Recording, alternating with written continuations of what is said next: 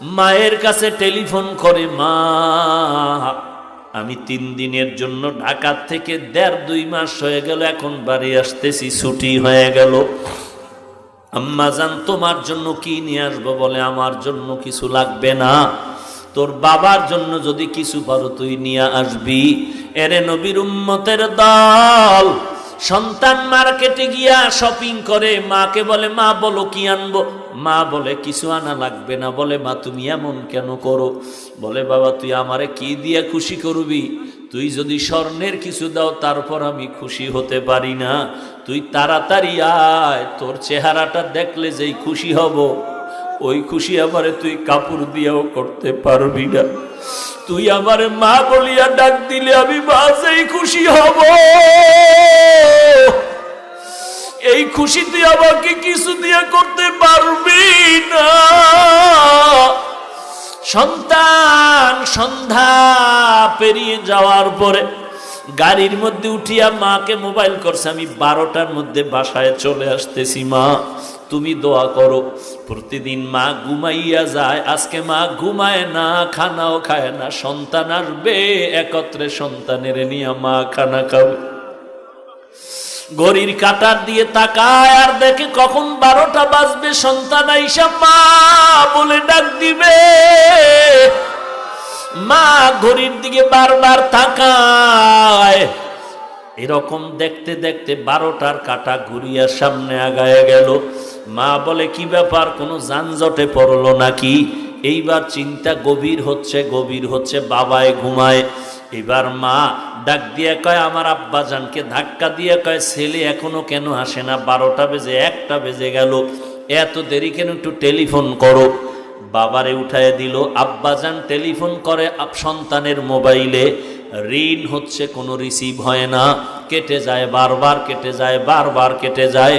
মায়ের অন্তরের মধ্যে কেমন যেন একটু সন্দেহ ভাব, নাকি আমার সন্তান কোনো বিপদের মধ্যে পড়ে গেল। এইভাবে কল দেয়, কেটে যায়, কল দেয়, কেটে যায়। বাবা মোবাইল রেখে আবার শুয়ে পড়ল। মা অস্থির হয়ে গেল, বাবাকেও বুঝাইতে পারে না মনের ব্যথাটা। শেষ পর্যন্ত আবার ধাক্কা দিয়ে কয়, ও স্বামী আমার সন্তান তো এত দেরি করতে পারে না, আমি অপেক্ষায় আছি, আমার সন্তান আসবে, আমি সন্তানের নিয়ে একত্রে খানা খাবো, আজকে মন ভরে খানা খাবো। কত অনুষ্ঠান গেল, আমি এক টুকরা গোশত খাই নাই আমার সন্তানের মায়ার কারণে। তুমি আবার একটু মোবাইল করো। বাবায় ঘুম থেকে উঠিয়া আবার মোবাইল করে, রিং হয়, রিসিভ হয় না, রিং বাজতেছে, রিসিভ হয় না। এইভাবে দীর্ঘক্ষণ যখন ট্রাই করা শুরু করলো, এক পর্যায়ে হঠাৎ করে দেখে মোবাইলটা রিসিভ হয়ে গেল। ডাক দিয়ে কয়, বাবা তুই কই? হঠাৎ বাবার কানে দেখে সন্তানের কণ্ঠের আওয়াজ নাই, অন্য লোকের আওয়াজ। ডাক দিয়া বলে, কে আপনি? বলে মোবাইলওয়ালার বাবা। বলে তাড়াতাড়ি অ্যাম্বুলেন্স নিয়ে আসো, তোমার সন্তান এখন পরকালের লাশ হইয়া মাটিতে পড়ে আছে।